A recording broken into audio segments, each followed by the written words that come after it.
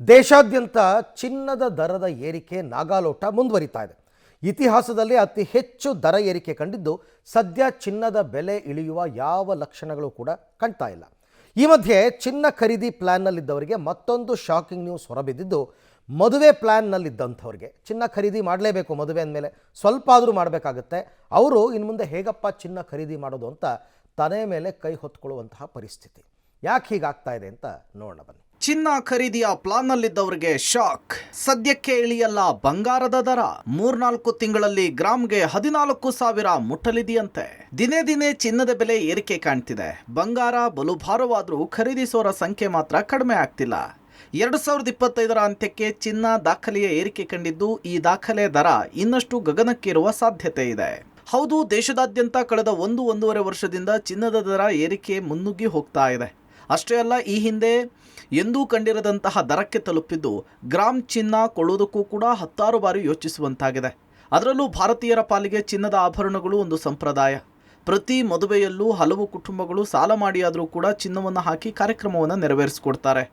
ಆದ್ರೀಗ ಅದನ್ನು ಮೀರಿ ಚಿನ್ನದ ದರ ತಲುಪಿದ್ದು ಬಡವರು ಮಧ್ಯಮ ವರ್ಗದವರ ಪಾಲಿಗೆ ಇನ್ಮುಂದೆ ಚಿನ್ನ ಕನಸು ಅನ್ನುವಂತಾಗಿದೆ. ಈ ಮಧ್ಯೆ ಮತ್ತೊಂದು ಶಾಕಿಂಗ್ ನ್ಯೂಸ್ ಎದುರಾಗಿದೆ. ಮುಂದಿನ 3-4 ತಿಂಗಳಲ್ಲಿ ಚಿನ್ನದ ದರ ಗ್ರಾಮ್ಗೆ 14,000 ತಲುಪುವ ಸಾಧ್ಯತೆ ಇದೆ. ಈ ಬಗ್ಗೆ ಖುದ್ದು ಆರ್ಥಿಕ ತಜ್ಞರೇ ಸುಳಿವು ಕೊಟ್ಟಿದ್ದು, ಇತ್ತೀಚಿನ ದಿನಗಳಲ್ಲಿ ದೇಶಗಳ ನಡುವೆ ಹೆಚ್ಚಾದ ಉದ್ವಿಗ್ನ ಪರಿಸ್ಥಿತಿ ಹಿನ್ನೆಲೆಯಲ್ಲಿ ಪ್ರಪಂಚದಾದ್ಯಂತ ಹಲವು ದೇಶಗಳು ಚಿನ್ನಗಳ ಮೇಲೆ ಹೂಡಿಕೆ ಮಾಡೋದಕ್ಕೆ ಮುಂದಾಗಿವೆ. ಅದರಲ್ಲೂ ಚೀನಾ, USA, ಯುರೋಪ್, ರಷ್ಯಾದಂತಹ ದೇಶಗಳು ಹೆಚ್ಚು ಹೂಡಿಕೆ ಮಾಡ್ತಾ ಇದ್ದಾವೆ. ಆದರೆ ಉತ್ಪಾದನೆ ಯಥಾಸ್ಥಿತಿಯಲ್ಲಿರುವ ಕಾರಣ ಕ್ರಮೇಣ ಭಾರೀ ಏರಿಕೆ ಆಗ್ತಾ ಇದೆ ಚಿನ್ನದ ಬೆಲೆ. ಅಲ್ಲದೆ USA ಆರ್ಥಿಕ ಪರಿಸ್ಥಿತಿ ಹದಗೆಟ್ಟಿರೋದು ಕೂಡ ಇದಕ್ಕೆ ಕಾರಣ ಅಂತ ಹೇಳ್ತಿದ್ದಾರೆ ತಜ್ಞರು. ನಮ್ಮ ದೇಶದ ಆರ್ಥಿಕತೆ ಮೇಲೆ ಅತಿ ದೊಡ್ಡ ಪರಿಣಾಮ ಬೀರೋದು 2 ವಸ್ತುಗಳು, ಒಂದು ಕ್ರೂಡ್ ಆಯಿಲ್ ಮತ್ತು ಚಿನ್ನ. ಕ್ರೂಡ್ ಆಯಿಲ್ ಏನಪ್ಪ ಅಂತಂದರೆ, ಅಟ್ಲೀಸ್ಟ್ ಅದನ್ನು ನಾವು ಪ್ರಾಸೆಸ್ ಮಾಡ್ತೀವಿ, ಜನ ಉಪಯೋಗಿಸ್ತಾರೆ, ಅದು ಮತ್ತೆ ಆರ್ಥಿಕತೆಯಲ್ಲಿ ರೊಟೇಟ್ ಆಗುತ್ತೆ, ತೆರಿಗೆ ಮತ್ತು ಹಲವಾರು ವಿಧಗಳಲ್ಲಿ ಹಲವು ಸ್ತರಗಳಲ್ಲಿ ಬರ್ತಾ ಹೋಗುತ್ತೆ. ಆದರೆ ಚಿನ್ನದಲ್ಲಿ ಆ ರೀತಿ ಇಲ್ಲ. ಒಂದು ಸಲ ಬಂತಂದರೆ ಆಭರಣ ಆಗಿರ್ಬೋದು, ಗಟ್ಟಿಯಾಗಿ ಹಾಗೆ ಅದು ಟ್ರೆಷರಿಗೆ ಅಥವಾ ಅದು ಲಾಕರಲ್ಲಿ ಹೋಗಿ ಕೂತ್ಕೊಳ್ಳುತ್ತೆ. ಈಗ ಚಿನ್ನದ ಬೆಲೆ ಯಾಕೆ ಜಾಸ್ತಿ ಆಯಿತು ಅಂತಂದರೆ, ಕಳೆದ ಒಂದು 6 ತಿಂಗಳಿಂದ ಅದರದ ಬೆಲೆ ನಾಗಾಲೋಟದಲ್ಲಿದೆ, ಭಾಳ ಗಗನಕ್ಕೇರಿದೆ. ಹೂಡಿಕೆಗಳನ್ನು ಬಂಗಾರವಾಗಿ ಮಾರ್ಪಾಡು ಮಾಡೋದಕ್ಕೆ ಶುರು ಮಾಡಿದ್ರು. ಹಾಗಾಗಿ ಬೇಡಿಕೆ ಜಾಸ್ತಿ ಆಗ್ತಾ ಹೋಯ್ತು.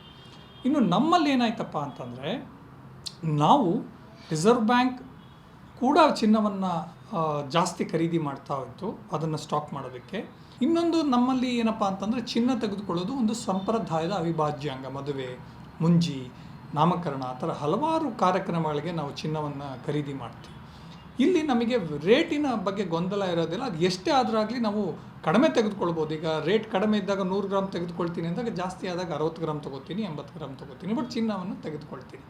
ಈ ಹೂಡಿಕೆ ಮಾಡೋತೀವಿ ಓನ್ಲಿ ಲಾಭ ಮಾಡೋದಕ್ಕೆ, ನಾನು ಶೇರ್ಸಿಂದ ತೆಗೆದು ಇಲ್ಲಿ ಹಾಕಿದ್ದೀನಿ ಅಂದಾಗ ನೀವು ಸಮಯ ಕಾಯಬೇಕಾಗುತ್ತೆ. ಯಾಕಂದರೆ ಶೇರ್ ಮಾರ್ಕೆಟ್ ಇರ್ಬೋದು, ಚಿನ್ನ ಇರ್ಬೋದು, ಹೂಡಿಕೆ ಮಾಡಿದ್ಮೇಲೆ ಸ್ವಲ್ಪ ಸಮಯಾವಕಾಶ ನೀಡಬೇಕು.